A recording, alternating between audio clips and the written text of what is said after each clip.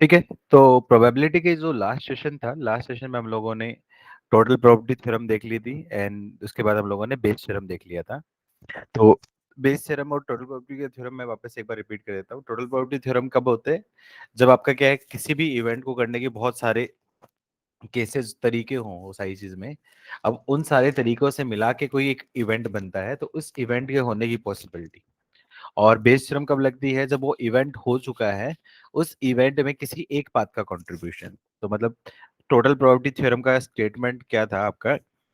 Probability of event E, इसकी value क्या होती है? Probability of E one occur into E one होने के बाद ई होने की probability plus probability of E two occur into A two होने के बाद ई होने की प्रोबेबिलिटी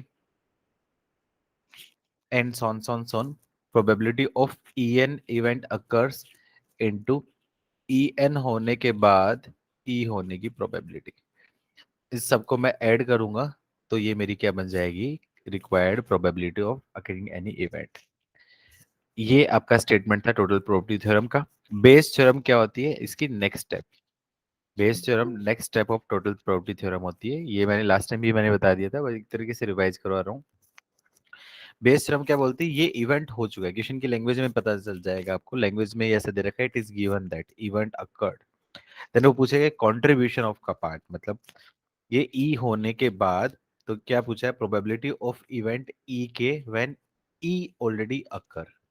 तो इसकी वैल्यू क्या जाएगी? पी ई, और पी ई अकर ई के इंटरसेक्शन ई। तो इनडायरेक्टली मैं क्या बोल सकता हूँ? पी ई के अकर इनटू ई के होने के बाद ई होने की probability upon summation of probability E. ये आपका क्या है? बेस थ्योरम का स्टेटमेंट। लास्ट टाइम मैंने ये सारी चीजें मैंने बता दी थी, लिंक रहेगा, इसलिए मैंने दोनों चीजें मैंने वापस एक बार रिवाइज कर दी। एक क्वेश्चन के हल से कर देते हैं अपन, दोनों चीजों को ले लेते हैं। जैसे क्वेश्चन पूछ लिया आपका, if a person A goes home to office using bike, bus, auto with respective probability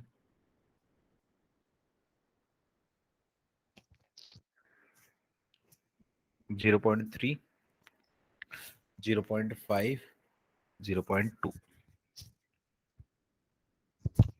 If he uses bike, then the probability that he will be late is 0.2.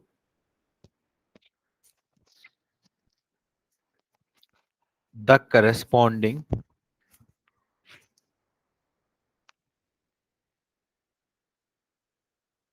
probabilities for bus and auto are 0.7 and 0.1 respectively.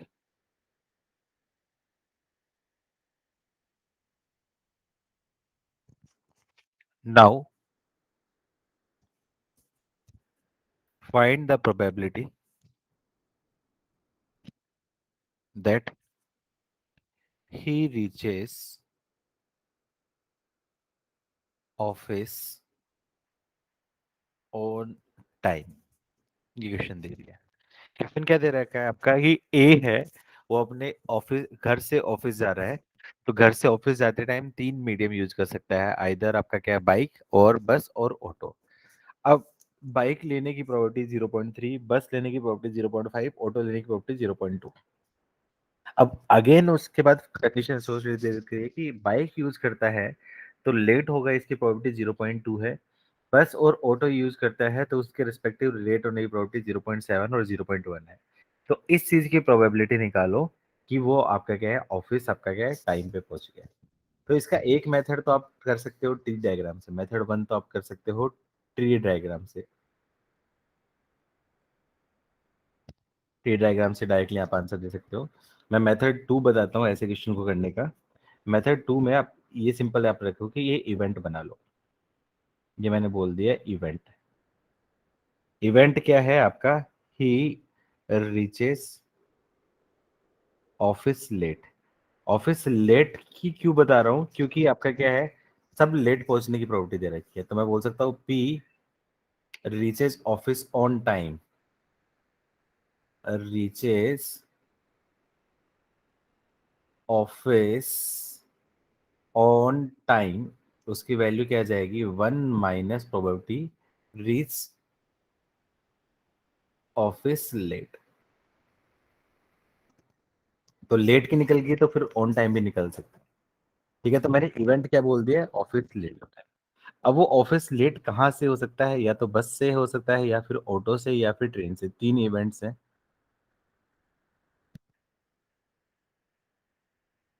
ये आपका क्या हो जाएगा, event even बस, दूसरा आपका क्या होगा ऑटो, और तीसरा आपका क्या है, बस ऑटो और बाइक। आई थिंक यही थी।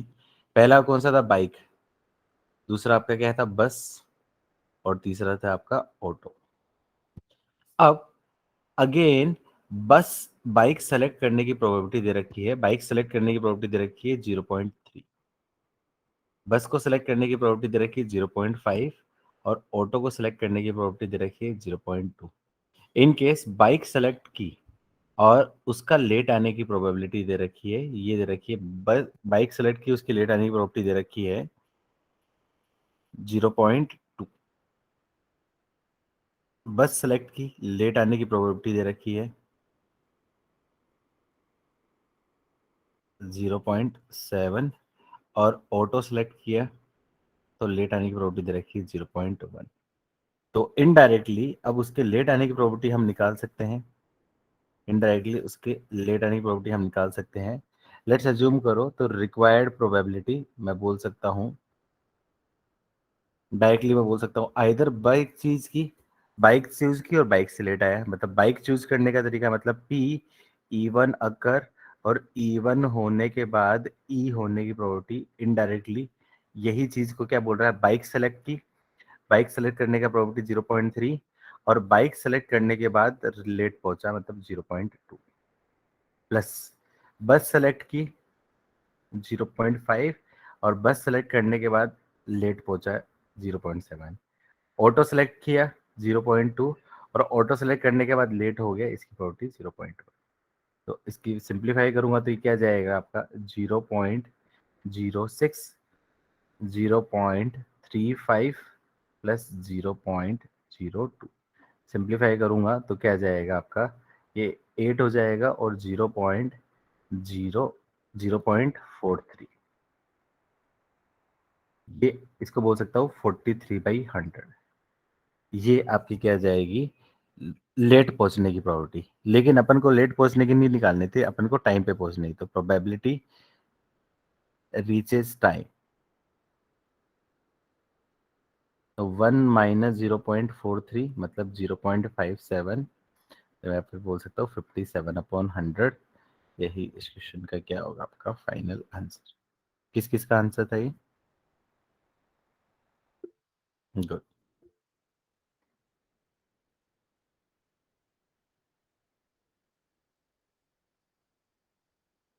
अच्छा, अब बेस थ्योरम क्या होती है, बेस थ्योरम इसकी नेक्स्ट स्टेप होती है। बेस थ्योरम में क्या होता है, मान लो इसी क्वेश्चन में क्या होता है, बेस थ्योरम का कैसे क्वेश्चन बनता, क्वेश्चन दे रखा है, वो क्वेश्चन की लैंग्वेज ऐसे देगा, now if it is observed या तो ऐसा लिखा होगा, या तो ये ऐसा ऑब्जर्व किया गया था, या फिर ऐसा लिख सकता है, now if A reaches late in office then find probability that he selected bus for going office। मतलब ये क्वेश्चन में क्या दे दिया है कि ये गिवन है, इवेंट ई हो चुका है। इवेंट ई क्या है, मतलब वो ऑफिस लेट पहुंच चुका है, ये दे रखा है। तो ऑफिस लेट पहुंच चुका है, तो उसके होने के बाद इस चीज की प्रोबेबिलिटी निकालो कि उसने आपका क्या है, बस यूज की। ठीक है, तो सबसे पहली चीज क्या हो गया, आपका इवेंट क्या हो चुका है, रीच लेट। तो मतलब यहाँ पे क्या जाएगा, पी इवेंट हो चुका है ऑफिस रीच लेट पहुंचना, मतलब 0.43, या फिर इसकी वैल्यू क्या बोल सकता हूँ, 43/100। तो उसकी वैल्यू क्या निकालनी है, किसकी पॉसिबिलिटी निकालनी है उसने, कि उसने पाथ लिया है आपका बस, मतलब ये पाथ सेलेक्ट हुआ है, इसकी प्रोबेबिलिटी निकालो। तो मैं बोल सकता हूँ यहाँ पे रिक्वायर्ड प्रोबेबिलिटी, मतलब आपका क्या बोल सकता हूँ, बस सेलेक्ट होने का मतलब, बस सेलेक्ट होने का मतलब 0.5 बस सेलेक्ट की, और बस से लेट से पहुंचा 0.7 अपॉन टोटल 0.43। तो ये वैल्यू क्या बोल सकता हूँ आपका, 0.35 अपॉन 0.43। तो सिंप्लीफाई करूंगा तो 35/43। यही इस क्वेश्चन का क्या होगा, आपका आंसर। आई होप इस क्वेश्चन के बाद बेस थ्योरम और टोटल प्रोबेबिलिटी थ्योरम दोनों में डिफरेंस समझ में आ गया होगा, दोनों की कंडीशंस और क्वेश्चन भी सबको क्लियर हुई होगी। यस नो बोलो। Yes.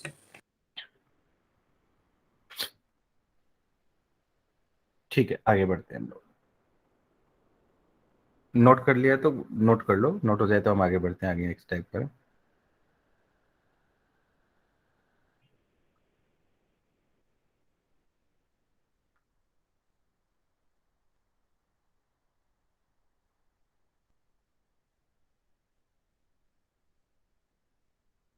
डन।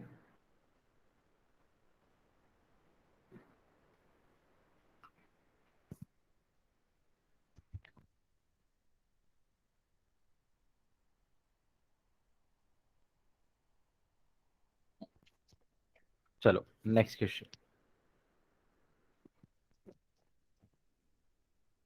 लेट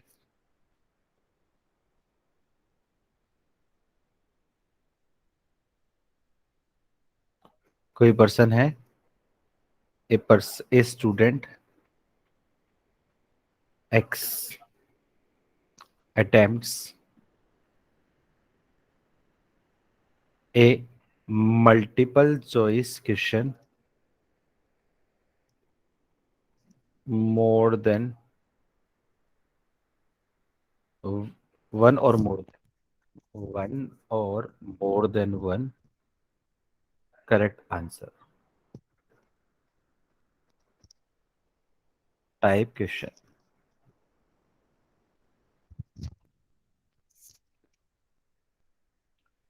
अब इसमें कंडीशन क्या दे रखी है, कंडीशन ये दे रखी है, he either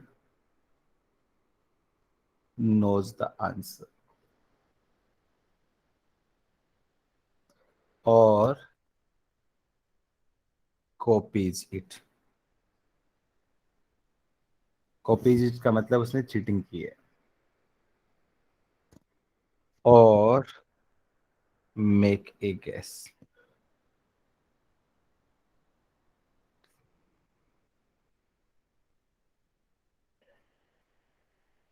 with respective probability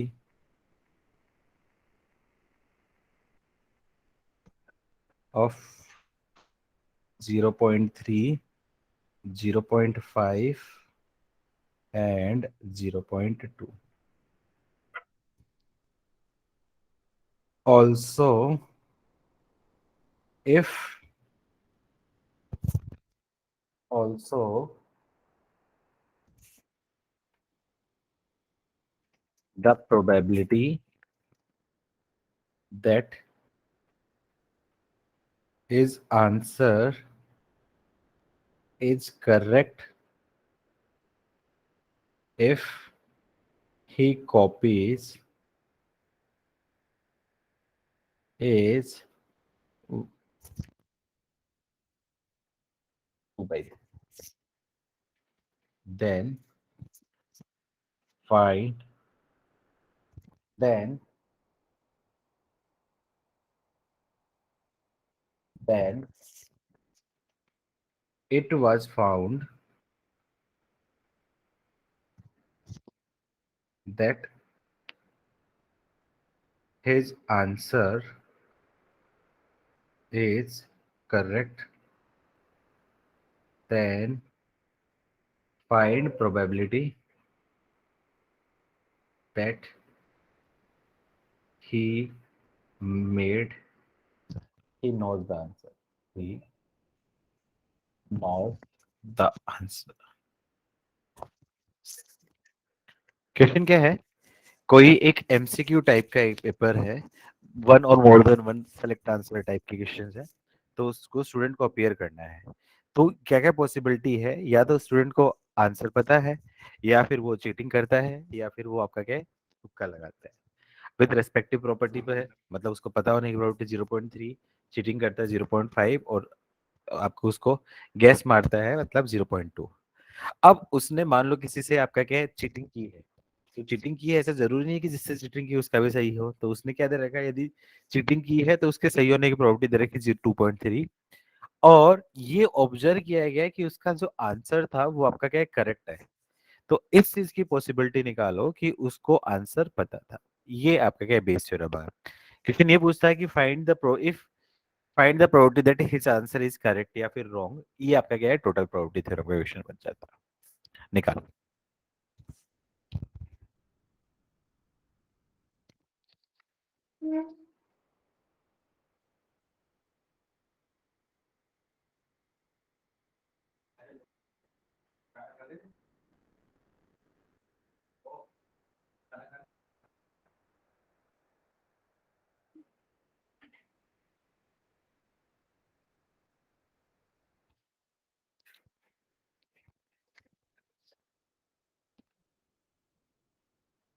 कोई आंसर है? काफी टाइम ले लिया।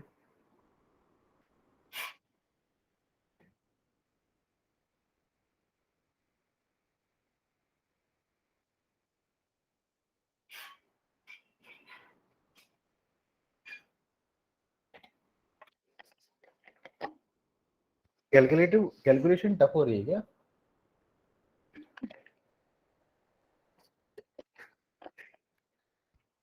देख, सबसे पहले आपको पता होना चाहिए, यदि किसी स्टूडेंट को नोज आंसर, अच्छा यदि पता आपको किसी क्वेश्चन का पता है कि आंसर ए है, तो उसके सही होने की प्रोबेबिलिटी तो क्या जाएगी आपकी, आंसर करेक्ट होने की प्रोबेबिलिटी तो क्या जाएगी आपकी 1 हो जाएगी। चीटिंग की प्रोबेबिलिटी दे रखी है, चीटिंग करता है तो उसके सही होने की प्रोबेबिलिटी दे रखी है। और गैस में तो मोर देन वन टाइप का क्वेश्चन है, तो उसके करेक्ट होने की प्रोबेबिलिटी मैं ऑलरेडी बता चुका हूँ कि 1/15 हो गई, क्योंकि 15 पॉसिबिलिटी हो सकती है, तो 1/15 उसके करेक्ट होने की पॉसिबिलिटी है। तो अब इस क्वेश्चन को करते हैं। तो क्वेश्चन क्या है आपका, यहाँ पे कंडीशन क्या है, इवेंट डिफाइन कर दिया मैंने, आंसर इज करेक्ट। ये इवेंट मैंने डिफाइन कर दिया, आंसर करेक्ट है। अब आंसर करेक्ट है तो तीन पॉसिबिलिटी से करेक्ट हो सकता है। ये इवेंट इवन है, मतलब उसको ही नोज आंसर। दूसरी पॉसिबिलिटीज है E2 चीटिंग, और तीसरी पॉसिबिलिटी है E3, उसने क्या किया है गेस।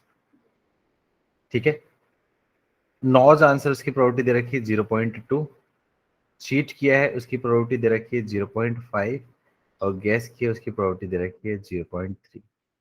अब आपको पता है कि आंसर पता है, उसके करेक्ट होने की पॉसिबिलिटी, तो आंसर पता ही है तो आंसर सही होगा। चीटिंग की है उसके बाद सही होने की प्रोबेबिलिटी दे रखी है आपकी 2/3, और गैस किया है तो उसके बाद सही होने की प्रोबेबिलिटी आपकी दे रखी है 1/15। तो इस चीज की पॉसिबिलिटी निकालो कि हु नोज द आंसर, मतलब कौन सा आपका क्या फेवरेबल हो जाएगा, ये वाला केस आपका क्या है, ये इसके बेसिस पे बात करनी होगी। ठीक है, तो मैं बता सकता हूँ यहाँ पे डायरेक्टली मैं कर देता हूँ, बार बार एक्सप्लेन करने की जरूरत नहीं है। तो बोल सकता हूँ रिक्वायर्ड प्रोबेबिलिटी, सबसे पहले आपका क्या है, इवेंट हो, इवेंट होने की प्रोबेबिलिटी क्या क्या हो सकती है, इवेंट होने की प्रोबेबिलिटी क्या हो सकती है, या तो आपका क्या करता है, नो करता है, आंसर आंसर पता है, और उसके बाद कैरेक्टोनिक प्रोबेबिलिटी 1, या फिर आपका क्या है, चीटिंग करता है, चीटिंग करने के बाद आपकी कैरेक्टोनिक प्रोबेबिलिटी 2/3, या फिर गैस मारता है, उसके बाद सही होने को 0.3 दे रखा है, ये आपका क्या है 0.3, 0.2 इंटू उसकी प्रोबेबिलिटी 1/50, और किसकी प्रोबेबिलिटी निकाल लो कि ही नोज द आंसर, मतलब 0.3 इंटू 1। इसको बस सिंप्लीफाई करना था इनडायरेक्टली, तो इक्वेशन क्या जाएगा 0.3 अपॉन, ये जो सिंप्लीफाई करूंगा इसको मैं सिंप्लीफाई कर सकता हूँ 3/10, इसको बोल सकता हूँ 1/3, और ये क्या बोल सकता हूँ, उसको 2/10 है, तो 1/5 बोल सकता हूँ, और 1/75। तो एलसीएम ले लूंगा तो 3/10 अपॉन नीचे का जो एलसीएम है 75 इंटू 2, 150 एलसीएम, तो क्या जाए 15 दीजिए 45 प्लस 50 प्लस 45 प्लस आपका क्या जाएगा, ये आपका बन जाएगा 2, और ये कैंसिल हो जाएगा आपका 15 से, तो कितना जाएगा आपका 45 अपॉन 45 प्लस 52, तो क्या जाएगा 45 अपॉन 97, यही इस पार्ट का आपका आंसर। किसी का सही था आंसर, 45/97 किसी का आंसर सही था, कोई भी नहीं? ये- यार ये तो आंसर गलत नहीं होना चाहिए था। हेलो हेलो हेलो, कोई पढ़ रहा है या फिर मैं अकेले पढ़े जा रहा हूँ?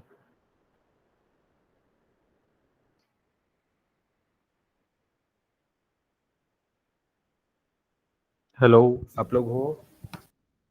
हेलो। हम्म। सर ये 1/15 वाला बता देंगे मोर देन उनका कैसे आया था? अरे ये पीएनसी में बताया था ना मैंने, कोई भी क्वेश्चन है मोर देन वन को अटेम्प्ट करने का तरीका आपका क्या हो सकता है, आइदर वन करेक्ट हो, आइदर वन करेक्ट हो मतलब फोर में से कोई भी वन करेक्ट हो, मतलब वो आइदर एग्जैक्टली टू करेक्ट हो, या फिर एग्जैक्टली थ्री करेक्ट हो, या फिर एग्जैक्टली फोर करेक्ट हो। इसकी वैल्यू क्या आ जाएगी, एग्जैक्टली वन करेक्ट है मतलब फोर बेस, एग्जैक्टली टू तरीका उसका मतलब सिक्स, एग्जैक्टली थ्री मतलब फोर, और वन, टोटल कितने हो गए 15 बेस। तो 15 बेस थे उसके आंसर करने का, और करेक्ट तो एक ही होगा 15 में से, टीएनसी में बताया था। ठीक है सर। ये किसी का सही नहीं था, कोई बात नहीं, चलो चलो और प्रैक्टिस कर देता हूँ फिर।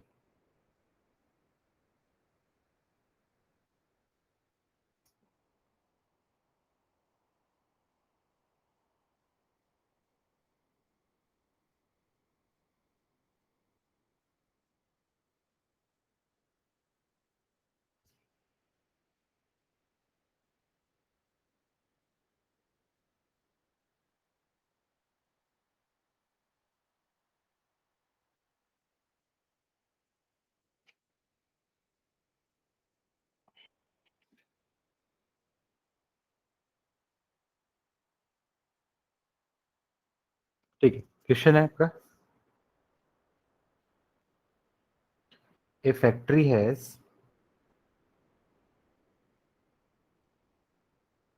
Three machines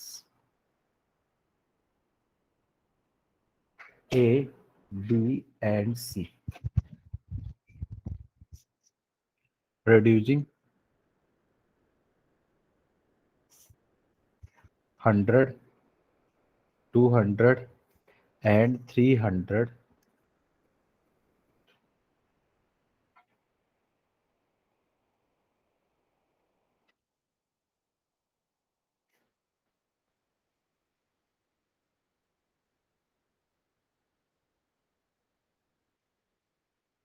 300 bulbs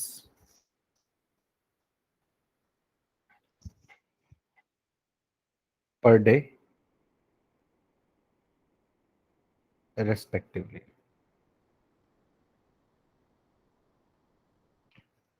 If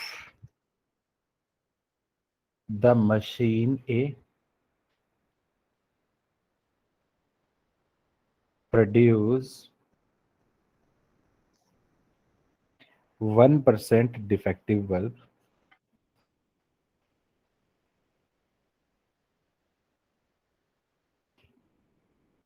machine B produced 2% and machine C 4% defective bulbs.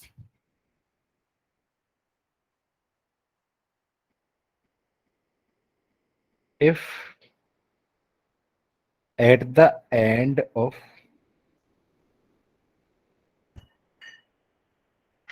day a bulb is drawn at random and is found to be defective,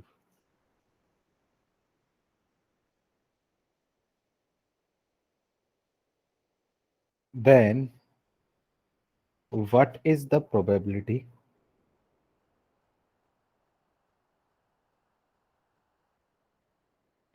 that the bulb is produced by machine C? Bayes theorem के questions की जो language होती है वो इतनी लेंदी होती है, जितनी देर में लैंग्वेज पढ़ेगा उतनी देर में हो सकता है क्वेश्चन भी सोल्व कर दे। ठीक है, करो फटाफट से इसका आंसर।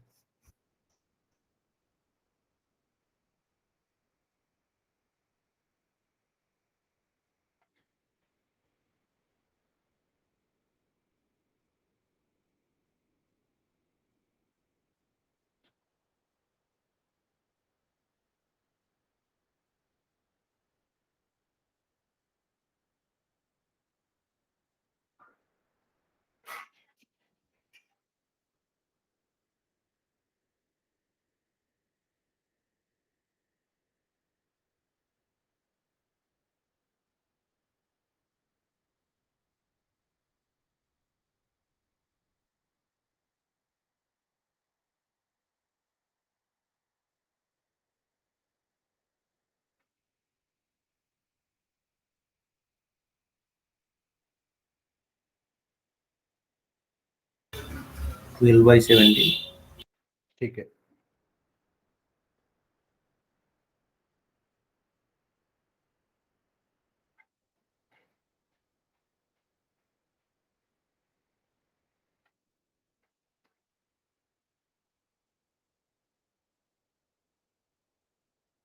देखते।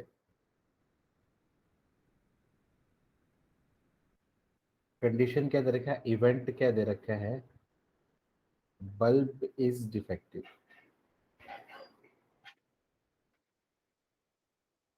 तो कहाँ से हो सकता है, आइदर मशीन ए से, इवन मशीन ए से, या फिर E2 हो सकता है मशीन बी से, E3 मशीन सी से। ये बेस थ्योरम थोड़ा सा इंटरव्यू पॉइंट ऑफ व्यू से भी इम्पोर्टेंट है। पिछली बार एक दो स्टूडेंट से पूछा गया था बेस थ्योरम का स्टेटमेंट इंटरव्यू में भी, कि बेस थ्योरम क्या होता है, कैसे आप इसको यूज करोगे फिजिकल लाइफ में, ऐसे सारी चीज में, प्रोबेबिलिटी वाली चीजों के ऐसे पूछ सकते हैं।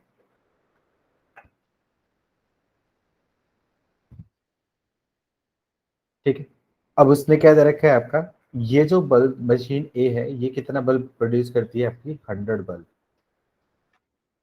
ये कितना प्रोड्यूस करती है, आपके 200 बल्ब। और ये आपका क्या है, आपका 300 बल्ब। तो मतलब ए के सेलेक्ट होने की प्रोबेबिलिटी, टोटल कितने बल्ब हो जाएंगे, टोटल बल्ब कितने प्रोड्यूस होंगे, 600। तो मतलब ए के सेलेक्ट होने की probability, probability of A select होने की वैल्यू 1/6, प्रोबेबिलिटी ऑफ बी के सेलेक्ट होने की प्रोबेबिलिटी, मतलब जो बल्ब बनेगा इससे सेलेक्ट होने की प्रोबेबिलिटी 2/6, और प्रोबेबिलिटी ऑफ सी, सी से सेलेक्ट होने वाले बल्ब की प्रोबेबिलिटी आपकी क्या है, 3/6। अब इसमें क्या दे रखा है, ए परसेंट आपका क्या क्या करता है, 1% डिफेक्टिव, तो मतलब इसकी प्रोबेबिलिटी आपकी दे रखी 1/100। बी क्या करता है आपका, 2% डिफेक्टिव, इसकी प्रोबेबिलिटी आपकी क्या है, 2/100। और सी बोलता है आपका 4% डिफेक्टिव, इसकी मतलब क्या जाएगी, 4/100। तो क्या किया है, it is observe that selected bulb is defective, मतलब प्रोबेबिलिटी निकालनी है डिफेक्टिव बल्ब, तो इसकी प्रोबेबिलिटी निकाल लो कि मशीन सी द्वारा बनाएगा, मतलब पाथ 3 मुझे सेलेक्ट करना है, तो मैं बोल सकता हूँ डायरेक्टली रिक्वायर्ड प्रोबेबिलिटी। अब मैं डायरेक्टली में यूज कर सकता हूँ, तो मैं क्या कर दूँ, आइदर मशीन ए सेलेक्ट हुई, मशीन ए सेलेक्ट होने का तरीका 1/100 इंटू उससे डिफेक्टिव होने का प्रोबेबिलिटी आप 1/6 है, सॉरी 1/6, एंड डिफेक्टिव होने की प्रोबेबिलिटी 1/100। मशीन बी सेलेक्ट होने की प्रोबेबिलिटी 2/6 और डिफेक्टिव होने की प्रोबेबिलिटी 2/100। मशीन सी सेलेक्ट होने की प्रोबेबिलिटी आपकी क्या है, 3/6 और डिफेक्टिव होने की वैल्यू 4/100। और सी लेना है तो मतलब 3/6 इंटू 4/100। लकीली देखो बहुत इजी कैलकुलेशन है, 600 600 दोनों में से आपके क्या कैंसिल हो गया, तो ऊपर क्या बच जाएगा, यहाँ पे बन जाएगा आपका 12/1 + 4 + 12, तो क्या जाएगा 12/16, 12/70, और यही इक्वेशन का क्या होगा था आंसर। आई थिंक ये वाला पार्ट तो सबका सही होगा। Yes sir. ठीक है, मेरे हिसाब से बेस थ्योरम और टोटल प्रोबेबिलिटी थ्योरम दोनों आपको समझ में आ गए होंगे, और एक्स्ट्रा और एग्जांपल देने की जरूरत तो नहीं है ना, या और कराओ एक्स्ट्रा प्रैक्टिस।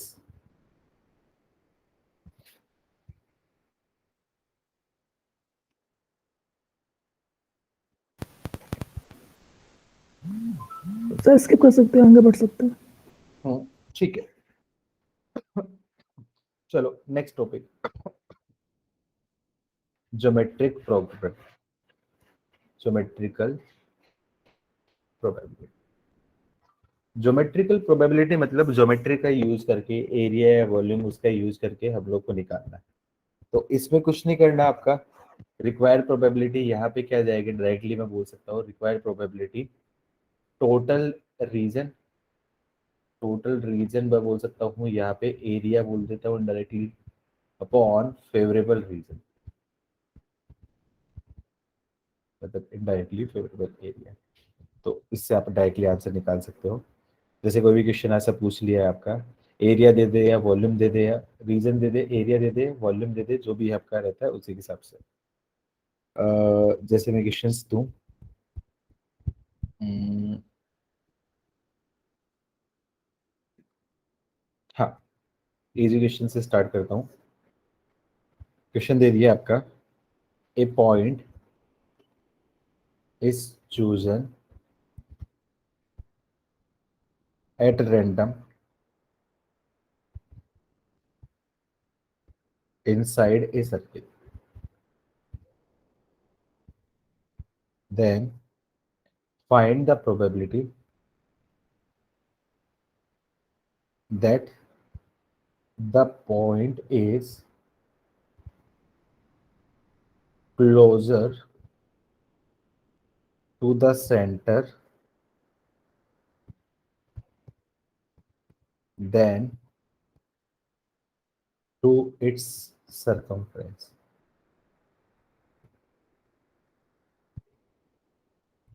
इस चीज की प्रोबेबिलिटी निकालो कि जो सिलेक्टेड पॉइंट है वो आपका क्या सेंटर के ज्यादा नियरर हो इंस्टेड ऑफ सरकमफ्रेंस।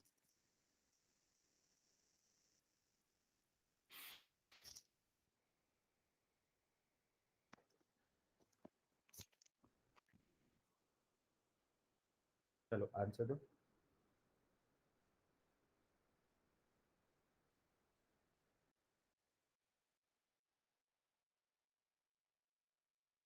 1/4। ठीक है, बिल्कुल सही आंसर है।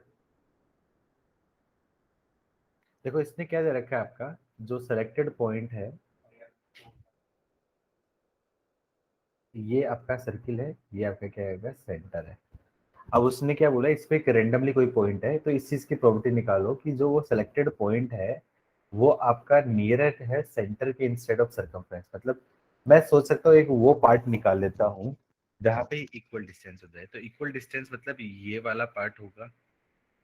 लेट्स अज्यूम करो कि यहाँ पे मैंने कोई पॉइंट सेलेक्ट कर लिया, मान लो ये ए सेलेक्ट कर लिया, तो ये जो डिस्टेंस है और ये डिस्टेंस है ये दोनों आपकी क्या होगी, इक्वल होगी।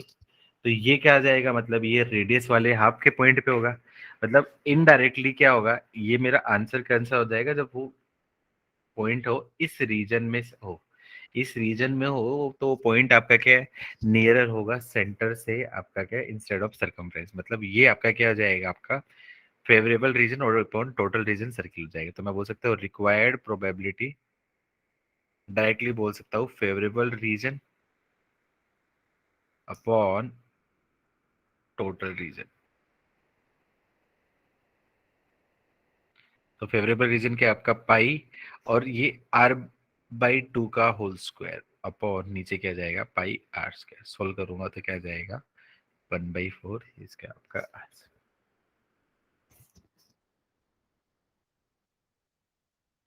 ठीक है, ये तो बहुत बेसिक एग्जांपल था, मैंने बस समझाने के लिए दिया था।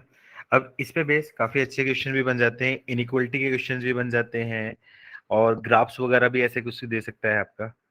बहुत ज्यादा डिटेल में जाने की जरूरत नहीं, क्योंकि जो टफ वाले क्वेश्चन है वो जे एडवांस में आएंगे। आपसे क्वेश्चन पूछा जाएगा तो इसी पैटर्न का क्वेश्चन पूछा जाएगा, आपसे पूछा जाएगा तो इसी पैटर्न का क्वेश्चन पूछा जाएगा जो डायरेक्टली सोल्व होने वाला है। ठीक है, एक इनइक्वलिटी का क्वेश्चन भी कर लेते हैं। जैसे आपका ये दे रखा है, a real number is picked at random from interval -6 to +6, then what is the probability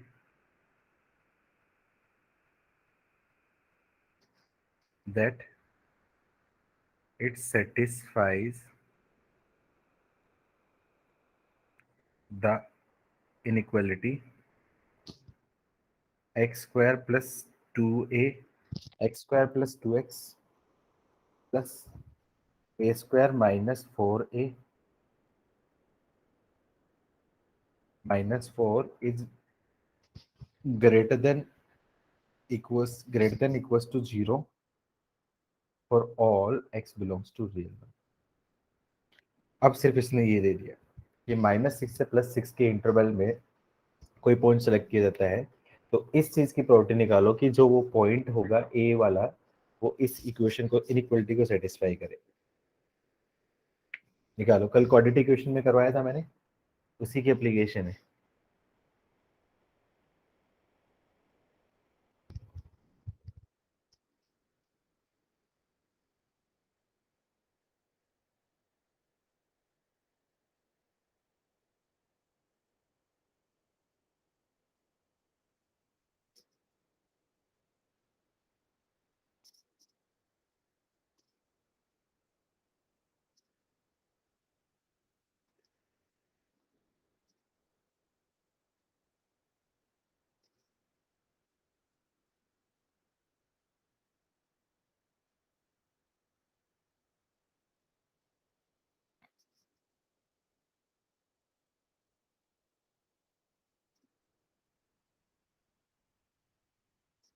कोई आंसर?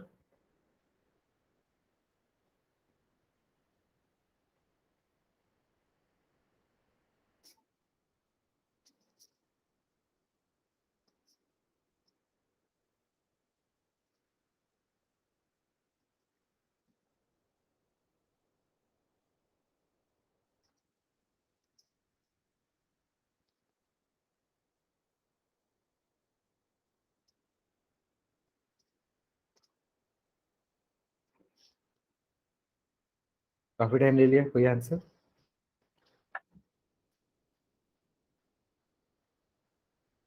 देखो कैसे करेंगे क्वेश्चंस, ये एक रीजन है -6 से लेके 5/6 हो गया क्या सर?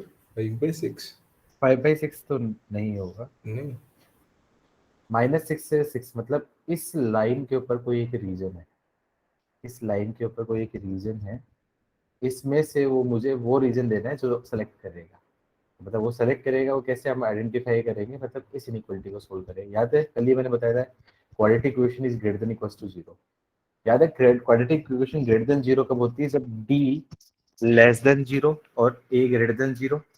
ए तो दे रखा है आपका, ए मतलब आपका क्या है, कोफिशिएंट ऑफ एक्स स्क्वायर, ये दे रखा है आपका ग्रेटर देन 0, मतलब माउथ ओपनिंग अपवर्ड है, तो उसकी value greater than equals to 0 कब होगा, ग्रेटर देन इक्वल्स टू 0 कब होता है, जब उसका क्या जाएगा आपका d less than equals to 0।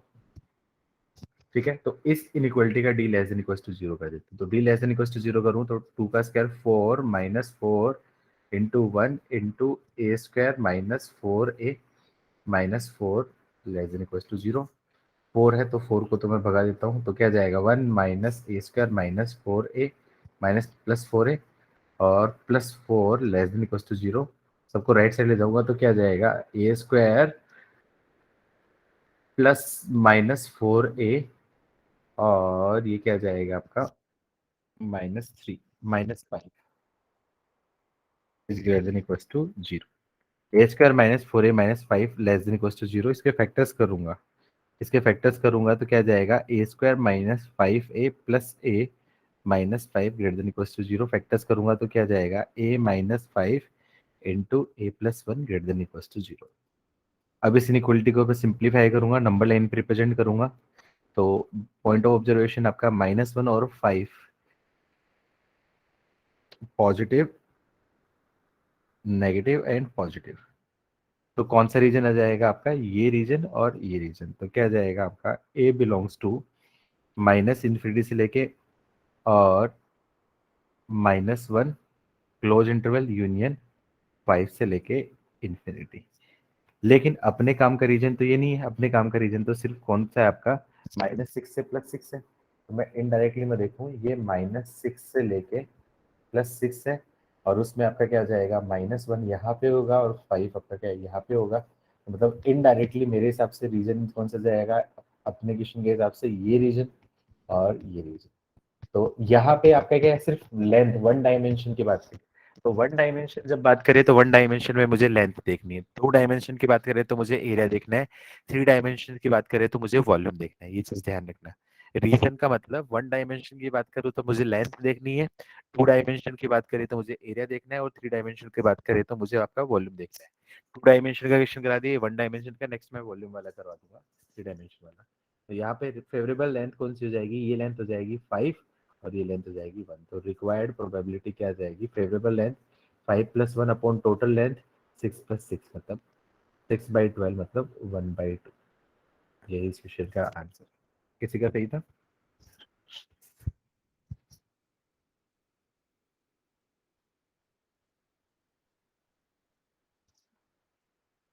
Note कर लो।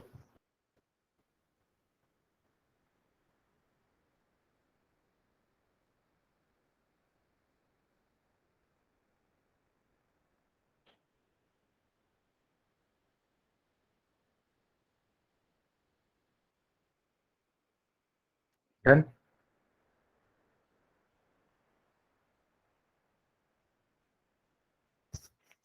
सर एक क्वेश्चन है। हम्म। हेलो। हाँ हाँ सर, ये अब आपने ये लेंथ का कॉन्सेप्ट बोला, ये थोड़ा एक बार एक्सप्लेन कर सकते हैं क्या? देखो। क्योंकि मेरे को अभी तक ये लगा था कि जितने भी इंटीग्रल पॉइंट्स आएंगे यहाँ हम्म। पे हाँ तो वो वही वैसे डिवाइडेड भी कर बाय। सकते वो भी कर सकते हो इंटीग्रल पॉइंट्स, लेकिन रीजन देखो, आपको इनडायरेक्टली क्या करना है, रीजन सेलेक्ट करना है।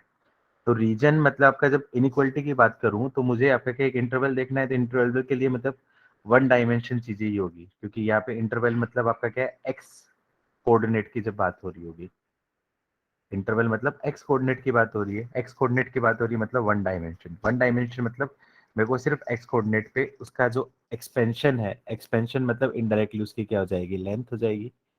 टू डायमेंशन होगा तो टू डायमेंशन में रीजन कुछ होगा, ये क्या बनेगा, टू डायमेंशन रीजन क्या बनेगा आपका, एरिया बनेगा। थ्री डायमेंशन में क्या बन जाएगा आपका, रीजन क्या बन जाएगा, आपका वॉल्यूम बन जाएगा। तो बस यही चीज देखनी है। वन डायमेंशन में जब बात करें तो हमेशा लेंथ की मैं बात करूं, वैसे नंबर ऑफ इंटीग्रल पॉइंट से भी निकालोगे तो भी आंसर सेम ही रहेगा, नंबर ऑफ इंटीग्रल पॉइंट्स के भी निकालोगे तो भी आपका आंसर सेम ही रहेगा। रीजन क्योंकि वन डायमेंशन में नंबर ही तो देखना है वो इनडायरेक्टली, लेंथ मतलब नंबर्स, कितने नंबर्स आ रहे हैं। लेकिन फिर 2D और 3D में वो दिक्कत हो जाएगी उस केस में, वहां पे रीजन देखना है, इसलिए मैंने रीजन के बारे में बताया। ये क्लियर? ओके। चलो एक और क्वेश्चन देता हूँ इसी का, टाइम लाइन पे देता हूँ जैसे क्वेश्चन। एक second.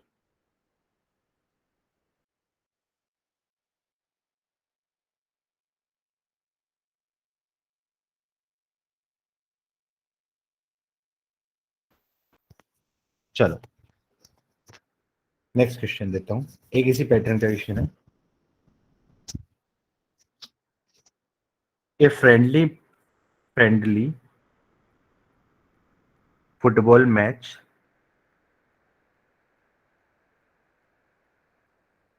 between Manchester United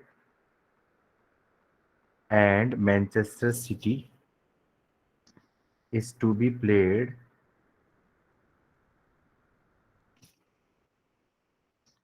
from 9 p.m. to 11 p.m. अब आई थिंक तुम लोगों में से शुभम, लेट्स अज्यूम करो फुटबॉल देखता है। Shubham arrives to see the match। अब ऐसा नहीं बोल रहा कि कब आया, कब स्टार्ट किया, मतलब ये नहीं बोला कि उसने बोला शुभम मैच देखने के लिए आ रहा है।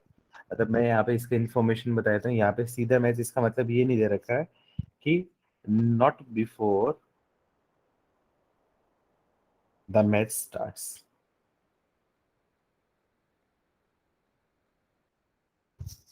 मतलब उसने ये बोला है कि कभी आया, ये ऐसा कुछ नहीं बताया, उसने बोला बीच में कब चलता है तब आया। Then find the probability that he will miss the only goal of the match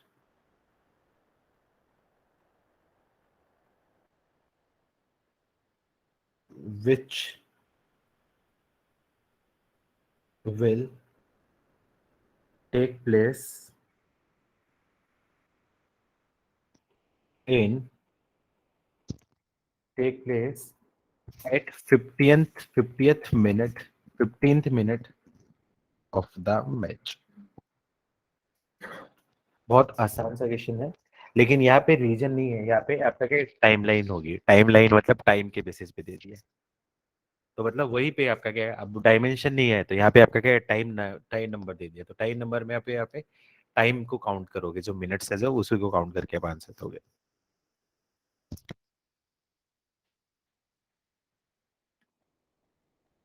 answer बताओ।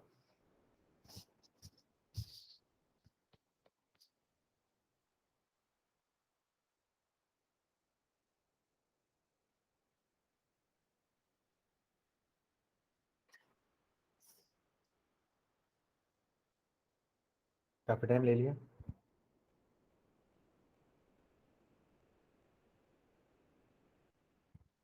1/8। 1/8, 1/8 क्यों? ही मिसेस, इसकी प्रोबेबिलिटी निकालना, ही मिसेस, ही मिस्ड करता है ना, मतलब ऐसे थोड़ी कि उसने देखा है।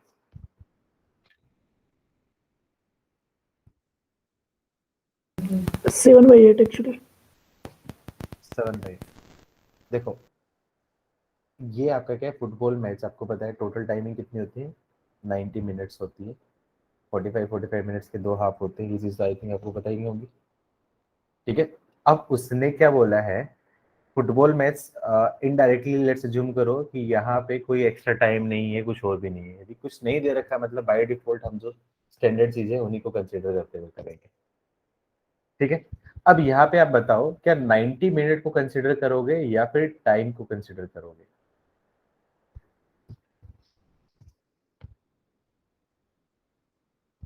ये दो चीज बहुत कंफ्यूज करती हैं स्टूडेंट। यूजुअली 90 मिनट्स को कंसिडर करके आंसर देंगे, लेकिन इससे आपका आंसर रॉन्ग है। रीजन क्या है? क्योंकि फुटबॉल की टाइमिंग का कोई कुछ भी इंफॉर्मेशन नहीं दे रखा क्वेश्चन में कि फुटबॉल की टाइमिंग इतनी है या नहीं। उसने सिर्फ और सिर्फ इंफॉर्मेशन क्या दे रखी है कि 9 PM से 11 PM के बीच में आपका क्या है, कोई मैच हो रहा है। मतलब उसके पास जो टोटल टाइम है, टोटल टाइम है वो आपका क्या है, 120 मिनट्स। अब उस 120 मिनट्स में वो मैच हो रहा है, कितनी देर हो रहा है आपका? 15 मिनट्स हो रहा है, 30 मिनट्स हो रहा है, 45 मिनट हो रहा है, 120 मिनट्स हो रहा है, 135 मिनट्स, कितनी भी देर हो सकती है, उससे कोई मतलब नहीं। उसको सिर्फ इस टाइम से मतलब है, जो इन्फॉर्मेशन क्वेश्चन में दे रखी है उसी चीज से मतलब। अपनी तरफ से कुछ भी एक्स्ट्रा एडिशनल इन्फॉर्मेशन अपन को लेने की जरूरत है। तो टोटल टाइम तो ये हो गया। अब उसने क्या बोला है कि इस चीज की पॉसिबिलिटी निकालो कि ही मिस द फर्स्ट स्कोर्ड गोल, मतलब स्कोर जो गोल हुआ है वो 15 मिनट्स में, मतलब वो मिस किया है, उसकी प्रोबेबिलिटी निकाला। मतलब ये 15 मिनट्स, ये जो 15 मिनट्स थी, यहाँ पे एक गोल हो गया है और इसको मिस कर दिया। इसको मिस कर दिया मतलब हो सकता है 15 मिनट जस्ट मिस किए, उसके बाद आ गया, उसके बाद मान लो आपका बाद में आ जाएगा और बाद में आएगा। मतलब इसने क्या है कि ये जो टाइम है ना, ये जो टाइम उसने मैच नहीं देखा, तो इसकी प्रोबेबिलिटी निकालनी है। तो ये आपका क्या जाए, इतने टाइम में उसने मैच नहीं देखा, मतलब ये आपका क्या जाएगा, आपका फेवरेबल रीजन हो जाएगा। तो फेवरेबल रीजन क्या जाएगा, 15 मिनट्स, और टोटल रीजन आपका क्या है, 120 मिनट्स। तो यहाँ पे मैं बोल सकता हूँ 15/120, मतलब वैल्यू हो जाएगी 1/8। अब ये 1/8 तो प्रोबेबिलिटी क्या होगी, उसने गोल देखा, क्योंकि उसने गोल नहीं देखा, उसने मतलब गोल मिस किया है, तो गोल मिस करने की प्रोबेबिलिटी होगी 1 माइनस गोल देखा। तो फाइनल आंसर 7/8। किसी का था आंसर? हैंड रेज कर दो। वेरी गुड देवरन का। और जीवांशु, वेरी गुड, बहुत बढ़िया, नाइस। ठीक है, तो मैंने 3 कंडीशन बता दी, मैंने नंबर लाइन बता दी है, मैंने एरिया निकाल दिया है, मैंने टाइम लाइन बता दी है, एक वॉल्यूम वाला भी बताया। तो वॉल्यूम भी आपको बताने की जरूरत, ठीक है, वॉल्यूम तो आप खुद से कर ही लोगे, बता दिया मैंने रीजन। वैसे इसका लास्ट टॉपिक कर लेते हैं, बाइनोमियल प्रोबेबिलिटी डिस्ट्रीब्यूशन।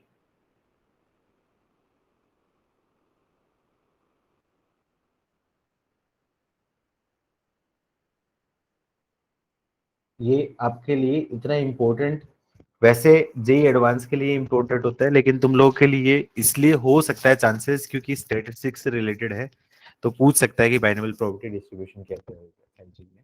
बाकी अभी तक तो आया नहीं है और मुझे चांसेस कम ही लग रहे हैं, लेकिन जस्ट बिकॉज स्टैटिस्टिक्स साइड से है तो फिर यहाँ से क्वेश्चन पूछे जाने का चांसेस हो सकता है। ठीक है, तो यहाँ पे आपके पास 3 चीज आएंगी, मीन, वेरिएंस और एक स्टैंडर्ड डेविएशन। चलो तुम लोग इंडस्ट्री से जुड़े हो, मुझे बताओ मीन, वेरिएंस और स्टैंडर्ड डेविएशन क्या क्या होते हैं। अच्छा मुझे मीन बताओ, क्या मीन जो होता है वो होता है टोटल नंबर अपॉन आपका sum of whole number upon total number, और अरिथमेटिक मीन भी वही होता है। तो क्या मीन और अरिथमेटिक मीन दोनों सेम है या दोनों डिफरेंट है, क्या चीज है? और जब आपके पास मीन ही था तो अरिथमेटिक मीन की जरूरत क्या पड़ी, जब अरिथमेटिक मीन था तो मीन की क्या जरूरत थी? मैं कंफ्यूज करने की कोशिश कर रहा हूँ तुम लोगों को। चलो बताओ, लेट्स अज्यूम करो कि इंटरव्यू में आपसे यही पूछ लिया कि मीन है, ये भी आपका यही होता है, अरिथमेटिक मीन भी यही होता है, तो दो अलग अलग टर्म की जरूरत क्यों पड़ी, या फिर मीन ही अरिथमेटिक मीन होता है, या क्या चीज होती है? कोई आंसर, कौन आंसर करेगा?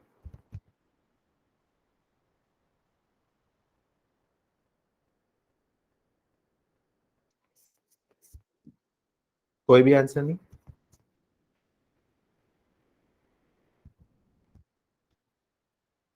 सक्षम?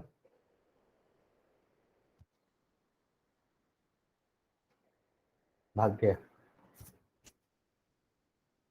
आई थिंक मीन कई टाइप के होते हैं, लाइक क्वाड्रिलेटरल मीन हो गया, and like mean quadrilateral mean हो गया, like 3 terms in between 2 term है, तो उस टाइप से हो गया। And arithmetic mean just like average. Average, ठीक है, ठीक है, काफी हद तक सही है। थोड़ा सा और कॉन्फिडेंस लाओ आप, ट्रिपल इलाहाबाद से हो ना, इलाहाबाद वाले हो ना आप? हाँ हाँ सर। ठीक है, थोड़ा सा और कॉन्फिडेंस लाओ, सही है। हाँ सही जा रहे हो, मुझे लगता है सही बोल दिया। देखो मीन का एक टाइप है अर्थमेटिक मीन, मीन बहुत सारे टाइप के हो सकते हैं, arithmetic mean, geometric mean, harmonic mean, और भी बहुत सारे स्टैटिस्टिक में आप लोगों ने पढ़े होंगे। तो अर्थमेटिक मीन एक मेथड है मीन निकालने का। अब बचपन में हम लोगों को जो पढ़ाया जाता है ना, वो मीन नहीं होता है, वो एक्चुअली अर्थमेटिक मीन ही होता है, लेकिन वो मीन नाम से पढ़ाया जाता है, मीन मीडियन मोड जो बोलते हैं ना अपन लोग। तो मीन का मतलब इनडायरेक्टली अर्थमेटिक मीन ही पढ़ाया जाता है अपन को। ठीक है, तो बस दोनों में क्या डिफरेंस है? Arithmetic mean is the type of mean, मतलब क्योंकि अर्थमेटिक मीन आपका क्या है, इनडायरेक्टली एक तरीके से एवरेज को बताता है, जबकि मीन निकालने के बहुत सारे तरीके होते हैं, मतलब मीन। अच्छा, इनकी जरूरत क्यों पड़ी? नेक्स्ट क्वेश्चन मान लो इंटरव्यू में आपसे पूछ लिया, mean, variance, standard derivation, mean, mode, median, इनकी जरूरत क्यों पड़ती है? ये तो पता होगा आप लोगों को, सब स्टैटिस्टिक्स से रिलेटेड हो। क्या जरूरत पड़ी? सर एक पॉपुलेशन का मतलब सेंट्रल टेंडेंसी जानने सेंट्रल के लिए ये टेंडेंसी, सेंट्रल टेंडेंसी। तो और सेंट्रल टेंडेंसी को थोड़ा और अच्छे से डिफाइन करो तो।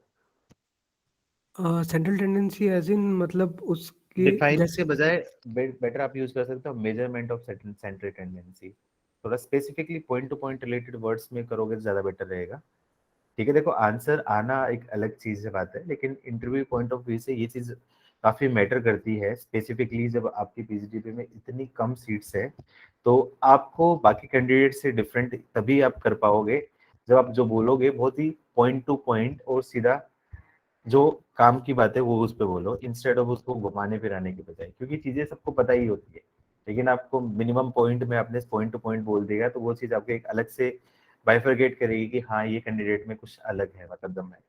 तो बस कोशिश यही करो कि पॉइंट टू पॉइंट बोलो, और आपका क्या है जो काम की बात है वो आप बोलो।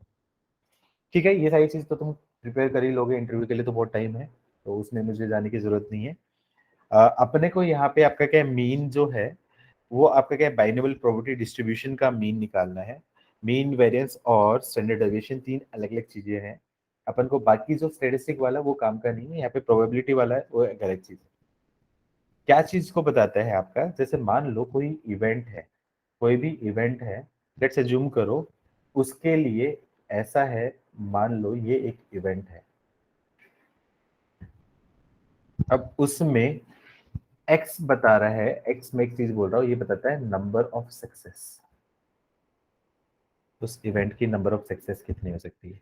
1 सक्सेस हो सकती है, 2 सक्सेस हो सकती है, 3 सक्सेस हो सकती है, and so on so on so on so on N success हो सकती है। और हर सक्सेस के corresponding probability, probability corresponding to success, मतलब अलग अलग इवेंट दे रखे हैं और हर इवेंट के करस्पॉन्डिंग प्रोबेबिलिटी दे रखी है। मतलब इस प्रोबेबिलिटी दे रखी है x इज इक्वल्स टू, अच्छा 0 सक्सेस भी हो सकती है, 0 से भी स्टार्ट करें तो probability x is equals to 0 के respective, probability x equals to 1 के respective, probability x is equals to 2 के respective, probability x is equals to 3 के respective, and probability x is equals to n के respective. अब हमें एक चीज पता है कि सम ऑफ ऑल प्रोबेबिलिटी, वो उसकी वैल्यू होती है आपकी 1। मतलब मैं बोल सकता हूँ probability of x is equals to r, r is equals to 0 से लेके n, उसकी वैल्यू क्या होती है आपकी 1।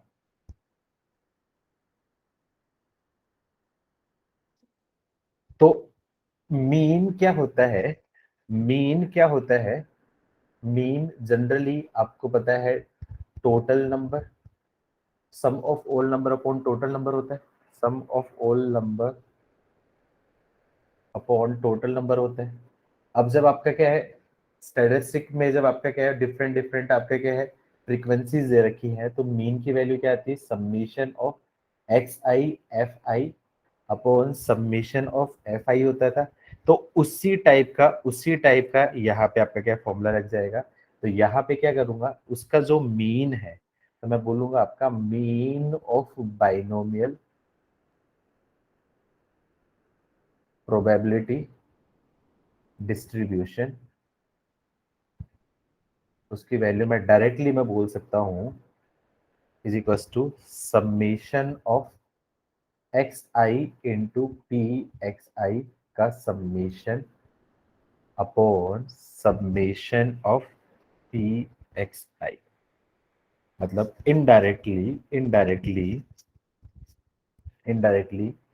इसकी वैल्यू मैं बोल सकता हूँ मीन को डिनोट करूंगा मैं म्यू से, मीन को डिनोट करूंगा म्यू से, मतलब 0 into P X 0 plus 1 into P X equals to 1 plus 2 into P X equals to 2 and so on n into P X equals to n upon summation of P X I, उसकी value तो क्या आ जाएगी आपकी 1 हो जाएगी।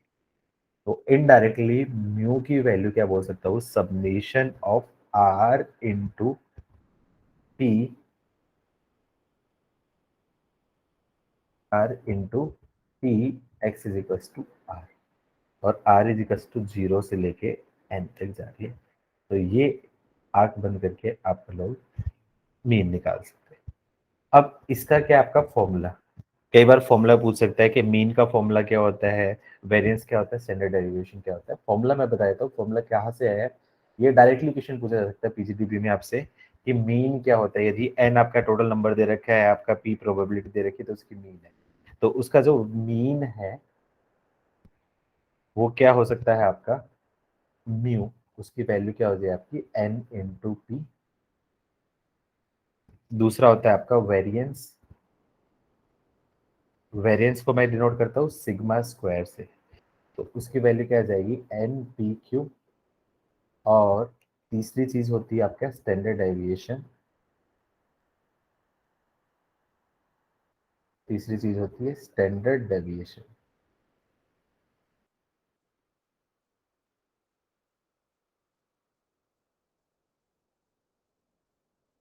ये क्या होता है आपका अंडर रूट ऑफ वेरिएंस होता है, या फिर सिग्मा भी बोलता हूँ, उसकी वैल्यू क्या आ जाएगी under root N P Q. अब यहाँ पे एन क्या है, एन यहाँ पे आपका नंबर ऑफ ट्रायल्स, मतलब कितने ट्रायल्स हैं।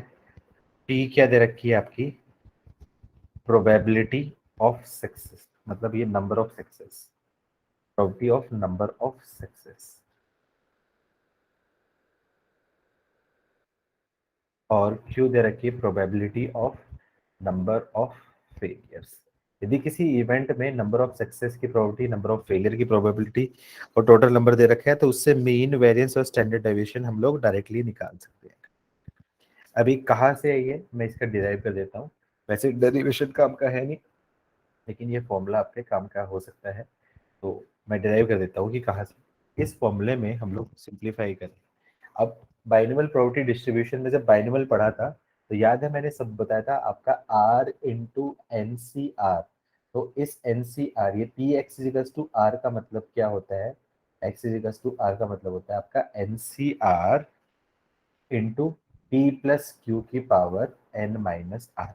ये आपका मैं बोल सकता हूँ, क्योंकि या तो सक्सेस बोलेगा या फेलियर हो गया, या तो सक्सेस होगा या फिर फेलियर हो जाएगा किसी इवेंट में। ठीक है, तो यहां से मैं क्या बोल सकता हूँ, इस एनसीआर को मैं बोल सकता हूँ summation R into N by R into N minus one C R minus one into P plus Q, या फिर इसको मैं ये बोल देता हूँ N minus one C R minus one. यहाँ से आपका क्या है, आपका आर से आपका, और यहाँ पे क्या आपका इंटू एन सी आर, और आपका क्या है पी की पावर आर और क्यू की पावर एन माइनस आर, ये बनता है। अब यहाँ पे बोलूंगा तो p की पावर r इंटू क्यू की पावर n माइनस आर, तो यहाँ से एक देखूंगा तो r से आपका r कैंसिल हो जाएगा, और सिंप्लीफाई करूंगा तो ये क्या आपका r समेशन से बाहर आ जाएगा, तो n minus one C R minus one. अब यहाँ पे आपका क्या n minus one C R minus one चाहिए, तो p इंटू पी की पावर r माइनस वन बना दी, और q की पावर n माइनस आर कर दी। अब ये p कांस्टेंट है, p बाहर आ जाएगा, तो n p और summation n minus one C R minus one P की power r minus one into Q की पावर n माइनस आर। और इस चीज को वापस से बोल सकता हूँ, आपका क्या जाएगा n into P plus Q की पावर n माइनस, और p प्लस क्यू, ये आपको पता है कि कोई इवेंट या तो सक्सेस हो गया या फिर फेलियर होगा, उसकी वैल्यू क्या होती है 1 होती है, तो इसकी वैल्यू मैं 1 बोल देता हूँ, तो आपका क्या म्यू की वैल्यू क्या जाएगी एन पी। डेरिवेशन कोई भी काम का नहीं है, क्योंकि सब्जेक्टिव पेपर तुम्हें देना नहीं है, तुम्हें क्वेश्चन पूछा जाएगा तो डायरेक्टली पूछा जा सकता है आपका कि नंबर ऑफ सक्सेस दे रखी है, नंबर ऑफ फेलियर दे रखा है और नंबर ऑफ ट्रायल दे रखी है, तो उस केस में मीन क्या होगा, वेरिएंस क्या होगा, स्टैंडर्ड डेरिवेशन क्या होगा। मीन का फॉर्मूला क्या होता है, एनपी, वेरिएंस का फॉर्मूला होता है एनपीक्यू और स्टैंडर्ड डेरिवेशन क्या होता है, रूट ऑफ वेरिएंस। सिर्फ और सिर्फ ये तीन चीज आपको याद रखने की जरूरत है।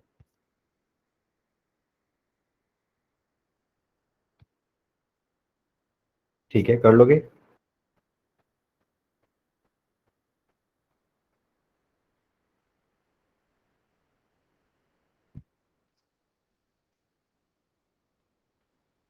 अरे हाँ ना, कुछ तो बोलो।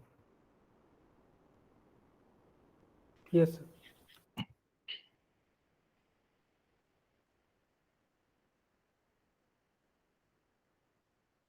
जैसे मैं क्वेश्चन दे देता हूँ, एक क्वेश्चन दे देता हूँ कि let a fair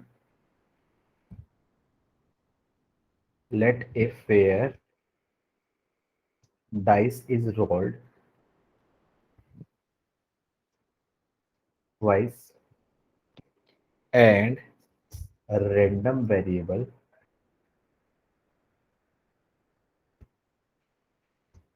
x be the number of doublets, then find mean, variance and standard deviation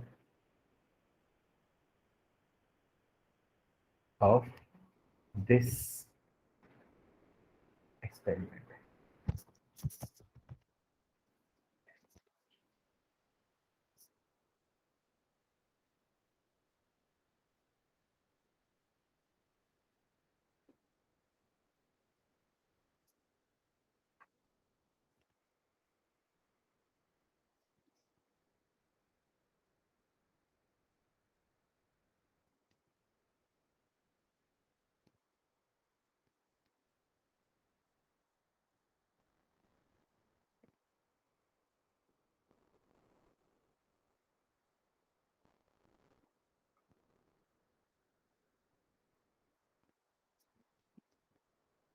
अब उसने क्या दे रखा है, fair dice is rolled twice. तो फेयर डाइस रोल ट्वाइस है तो मतलब उसमें एक्स एक्सपेरिमेंट क्या क्या हो रहे हैं आपके, आपका 1 1 हो सकता है, 2 2 हो सकता है, 3 3 हो सकता है, 1 1 1 1 1 2 से लेके आपका 1 6 2 1 2 2 से लेके आपका क्या हो सकता है, आपका 2 6 से लेके 6 1 6 2 से लेके 6 6। ये आपका क्या है, टोटल एक्सपेरिमेंट हो जाए। ठीक है, अब उसमें आपका क्या है, सक्सेस किसको बोला है, सक्सेस, सक्सेस बोला है उसने डबलेट। तो सक्सेस डबलेट मतलब आपका क्या है, 1 1 2 2 से लेके आपका क्या जाएगा, आपका 6 6, ये आपका क्या है, सक्सेस हो जाएगा। ठीक है, तो सक्सेस में टोटल इवेंट कितने हो रहे हैं आपके पास, 6। तो प्रोबेबिलिटी ऑफ सक्सेस मतलब इनडायरेक्टली पी उसकी वैल्यू बोल सकता हूँ 1/6। तो प्रोबेबिलिटी ऑफ फेलियर मतलब इसको बोल दूं क्यों, तो उसकी वैल्यू क्या जाएगी, 5/6 जाएगी। और यहाँ पे उसका जो वेरिएंस है, मीन है, वो आपका क्या है, number of trials. Number of trials कितने हैं बताओ, नंबर ऑफ ट्रायल्स कितने हैं,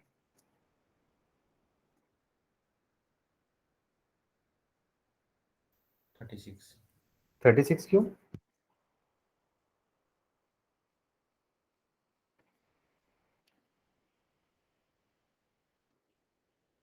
36 थोड़ी ट्रायल है, pair of dice is role twice है, रोल ट्वाइस है, तो नंबर ऑफ ट्रायल्स आपके क्या होंगे, आपके 2 हो जाएंगे। 36 तो टोटल इवेंट है ना, टोटल इवेंट तो इस चीज की प्रोबेबिलिटी निकालने के लिए काम आएगा। तो अब निकाल सकते हो, मीन की वैल्यू क्या जाएगी, एनपी, वेरिएंस की वैल्यू क्या जाएगी आपकी, एनपीक्यू, और स्टैंडर्ड डेविएशन की वैल्यू क्या जाएगी, रूट एनपी। तीनों की वैल्यू दे रखी है, आंसर आप निकाल। ठीक है, क्वेश्चन पूछने का चांसेस बहुत कम है, बहुत ही रेयर है। मुझे लगता नहीं कि पीजीडीपी में आएगा, बस बता दिया मैंने, क्योंकि हो सकता है लिंक कर सकता है वो इंटरव्यू पॉइंट ऑफ व्यू से, बाकी क्वेश्चन नहीं आएगा यहाँ से। एक और मैं क्वेश्चन कराया था जिसमें आपका क्या बाइनोमियल प्रोबेबिलिटी डिस्ट्रीब्यूशन निकलवाना हो। एक क्वेश्चन में बाइनोमियल प्रोबेबिलिटी डिस्ट्रीब्यूशन का और करवाया था, वो भी चांसेस कम ही है, लेकिन फिर भी बता देता हूँ। एक क्वेश्चन टाइम बचा है तो अपने पास क्वेश्चन आपका दे रखा है आपका, a pair of dice is rolled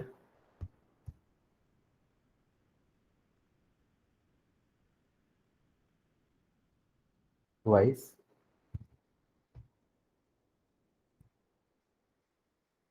then find probability distribution for number of doublets and also find mean of data।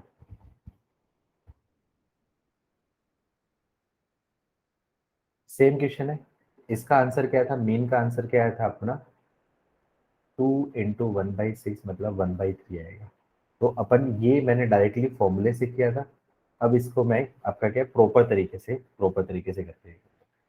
तो अब देखो यहाँ पे आपका क्या है, क्या क्या पॉसिबिलिटी है, एक्स क्या है, यहाँ पे मैं बोल दिया नंबर ऑफ डबलेट्स।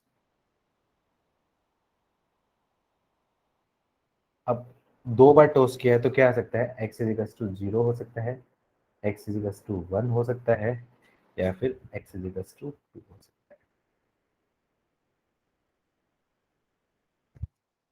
ये उसकी क्या आपकी probability of X. X is equals to 0 मतलब जीरो डबलेट मतलब कोई भी डबलेट ना हो, a pair of dice is rolled. अच्छा, अब इसने क्या दे रखा है यहाँ पे, ये क्वेश्चन अलग है और वो अलग है। इसने बोला ए पेयर ऑफ डाइस, के लास्ट में भी ये पेयर ऑफ डाइस दिया था क्या, मैंने लास्ट में पेयर ऑफ डाइस दिया था क्या? अच्छा, पेयर ऑफ डाइस दे रखा है और रोल्ड ट्वाइस, हाँ ठीक है सेम ही था। अब पेयर ऑफ डाइस का मतलब आपका क्या है, एक पेयर ऑफ डाइस में दो डाइस और दो डाइस, तो दोनों डाइस पे क्या हो सकता है कि दोनों पे आपका क्या है, कोई भी डबलेट ना हो, इस पे भी डबलेट ना हो, इस पे भी डबलेट ना हो, तो जीरो डबलेट मतलब आपका क्या जाएगा। पहले के केस में देखो, इसमें पहले केस में क्या क्या पॉसिबिलिटी है, 1 1 1 2 से लेके और आपका क्या है 6 6 तक ऐसी पॉसिबिलिटी बन सकती है। टोटल तो आपके क्या है 36 हो सकते हैं एक डाइस के लिए, सिमिलरली बाकी के लिए होंगे। तो मैं P X is equals to 0 निकाल लेता हूँ, मतलब नो डबलेट, कोई भी डबलेट ना हो मतलब पहले डाइस पे डबलेट ना हो, मतलब फेलियर होने का तरीका आपका क्या है 5/36 पहले डाइस पे, और दूसरे डाइस पे कोई भी डबलेट ना हो तो मतलब 5/6 मतलब 25/36, ये नो डबलेट हो गया। नेक्स्ट क्या होगा आपका P X is equals to 1 मतलब एग्जैक्टली वन डबलेट।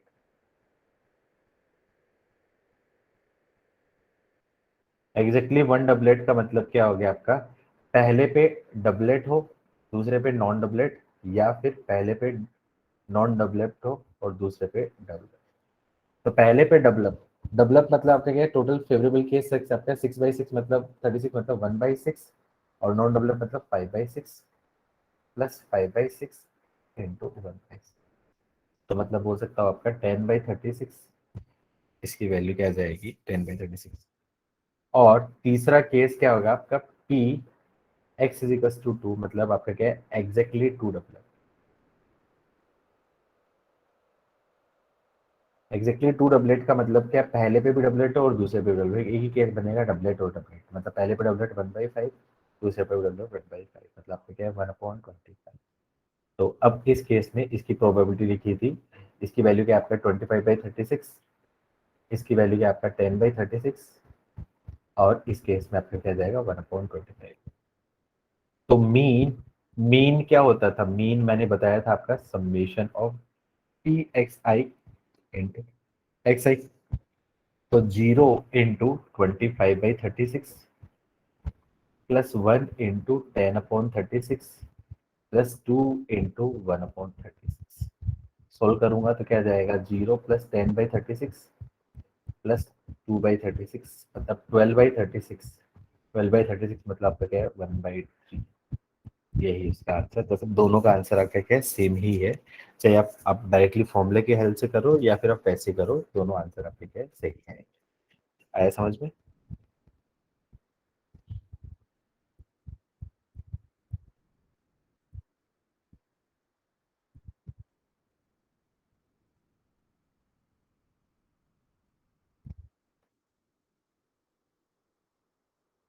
एक बार एक आध क्वेश्चन मेंस में पूछा गया है, मैं ये छोटा सा टॉपिक वैसे इंपॉर्टेंट नहीं है, बस करवा देता हूँ। Relation between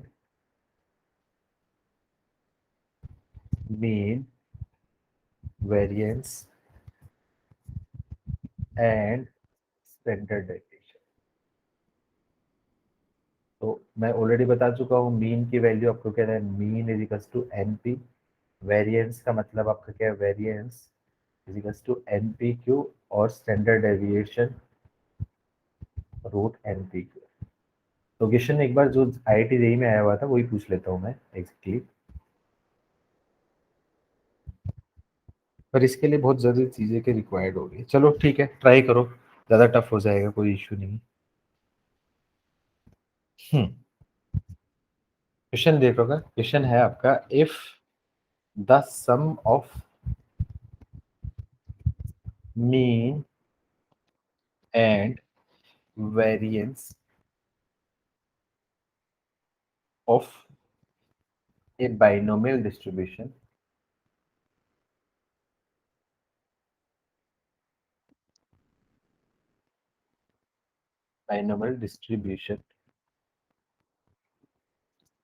for 5 trials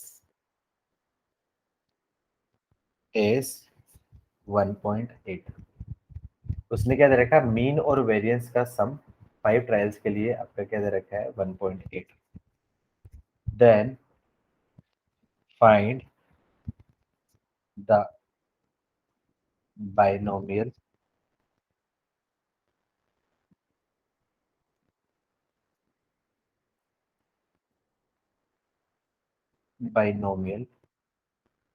distribution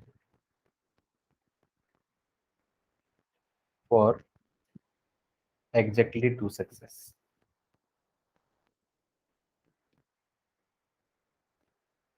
मतलब 5 ट्रायल्स में से एग्जैक्टली 2 सक्सेस की बाइनोमियल डिस्ट्रीब्यूशन निकालना है, मतलब indirectly P X is equals to 2 निकालना है आपको। तो मतलब 5 ट्रायल है, मतलब 2 सक्सेस है, मतलब 3 फेलियर होंगे। तो इनडायरेक्टली इसकी वैल्यू क्या जाएगी, आप निकालोगे तो इसकी वैल्यू क्या जाएगी आपकी 5C2 इंटू पास की पावर 2 और फेल की पावर, ये बाइनोमियल डिस्ट्रीब्यूशन हो जाएगा। अब इनडायरेक्टली आपको पी और क्यू की वैल्यू निकालनी, पी और क्यू की वैल्यू निकल गई तो आपका आंसर आ जाएगा। निकालो फटाफट से।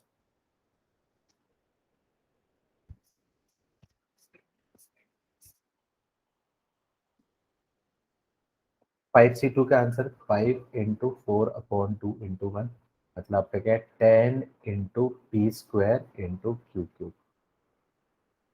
P क्या है आपका सक्सेस और Q आपका क्या है फेलियर।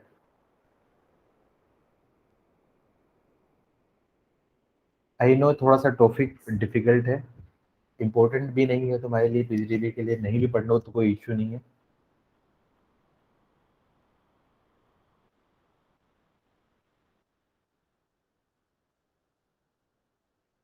क्या दे रखा है आपका, मीन और वेरिएंस का मतलब, मीन क्या होता है एनपी प्लस वेरिएंस आपका एनपी क्यू, उसका सम दे रखा है 1.8।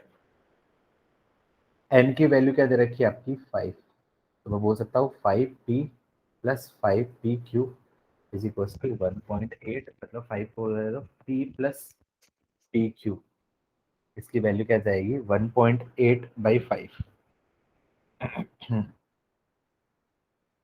1.8/5। अब मेरे को क्या करना है, पी और क्यू की वैल्यू निकालनी है। तो आपको पता है चूंकि P plus Q is equal to 1 होती है, तो क्यू की वैल्यू क्या बोल सकता हूँ 1 - p बोल सकता हूँ। तो क्यू की वैल्यू मैंने बोल दी p plus p into 1 minus p is equal to 1.5/8। इसको एक काम करो, 5 को इधर ही ले लो, क्योंकि फिर क्वाड्रेटिक इक्वेशन बनेगी तो फिर दिक्कत हो जाएगी। 1.8, तो इसको सिंप्लीफाई करूंगा तो क्या जाएगा, 5p प्लस p मतलब 6p minus 5p square is equal to 1.8। तो क्या जाएगा, ये एक्सप्रेशन बन जाएगा 5p square minus 6p plus 1.8 is equal to 0। Factorise करो, फैक्टराइज करो। 1.8 इंटू 5 मतलब 9, प्रोडक्ट 9 और सम 3, 3 और 3, तो क्या जाएगा 5p square minus 3p plus 1.8 is equal to 0। तो यहाँ से मैं क्या करूँ, कॉमन ले लिया, p कॉमन ले लिया, तो क्या जाएगा 5p माइनस 3 माइनस यहाँ से मैंने लिया 0.3 कॉमन ले लिया, 0.6 कॉमन लूंगा, 0.6 तो 5p माइनस, तो 5p माइनस 3 और p minus 0.6 is equal to 0। तो इससे क्या समझ में आया आपका, p की वैल्यू या तो कह सकती है 3/5 या फिर p की वैल्यू 0.6। अब कौन सी लूँ, p की वैल्यू 3/5 लूँ या 0.6 लूँ?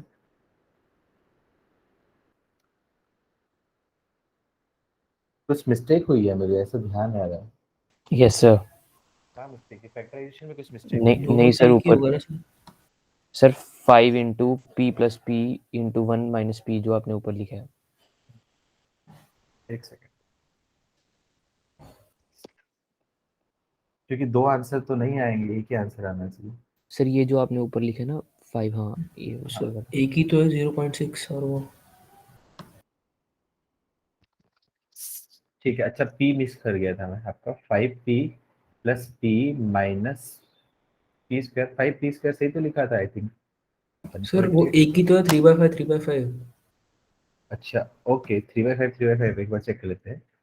तो इसको मैं बोल सकता हूँ आपका 5p square minus 6p plus 1.8, perfect square बन रहेगा ये आपका। हाँ सर 3 आ गए बाय 5 अपन a लगा देंगे तो 3/5 हो जाएगा ना। ठीक, ठीक है, तो p की वैल्यू क्या जाएगी 3/5, 3/5 की वैल्यू अप्रोक्सीमेट एग्जैक्टली आ रही है 0.6। अच्छा अच्छा, ओके ओके सर समझ गया। 5। हाँ 3/5 भी आपका क्या 0.6 ही होती है और 0.6 तो यस वैसे ही सर। थी।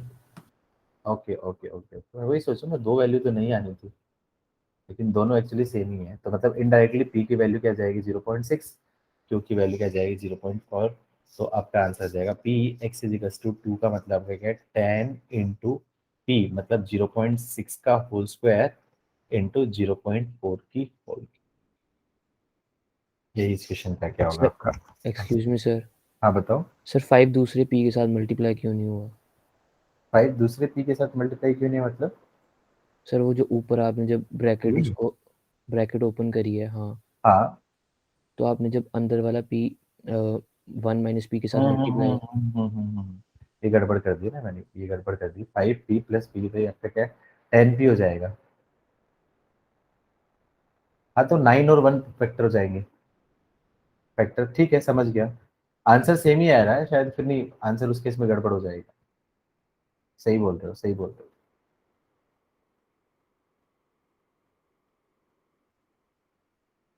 हम्म, ठीक है, आई थिंक कैलकुलेशन मिस्टेक है इसमें। p प्लस p p क्या मतलब आपका क्या है 10p, एक सेकंड चल क्यों नहीं रहा मेरा बात कर,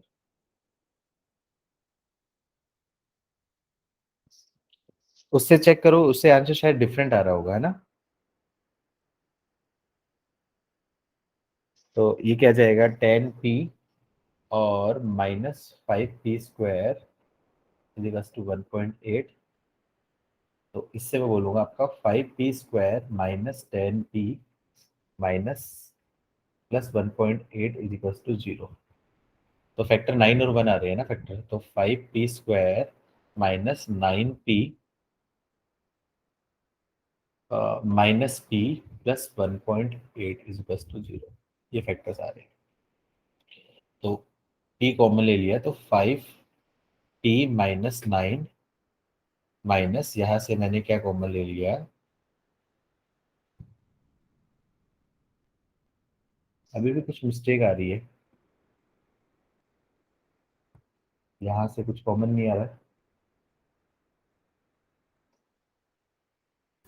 1/5 इसको मैं बोल सकता हूँ 9/5, ठीक है। 1.8 1.5 को बोल सकता हूँ 9/5 बोल देता हूँ।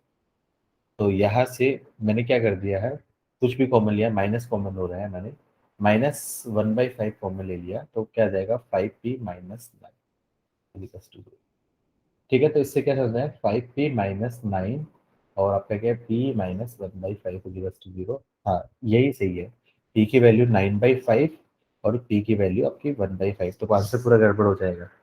p की वैल्यू 9/5 आपकी हो नहीं सकती क्योंकि ये 1 से बड़ी है, तो मतलब p की वैल्यू क्या जाएगी 0.2, p की वैल्यू 0.2 है तो q की वैल्यू क्या जाएगी 0.8। हाँ बिल्कुल, ये आंसर बिल्कुल सही है, ये आंसर सही है। तो रिक्वायर्ड प्रोबेबिलिटी क्या जाएगी आपकी, रिक्वायर्ड प्रोबेबिलिटी नहीं, आई थिंक क्या पूछा था उसने, p exactly p x equals to 2 निकाला था, p x इक्वल्स टू 2, ये क्या जाएगा आपका 10 इंटू 0.2 का होल स्क्वायर इंटू 0.8 की होल क्यूब,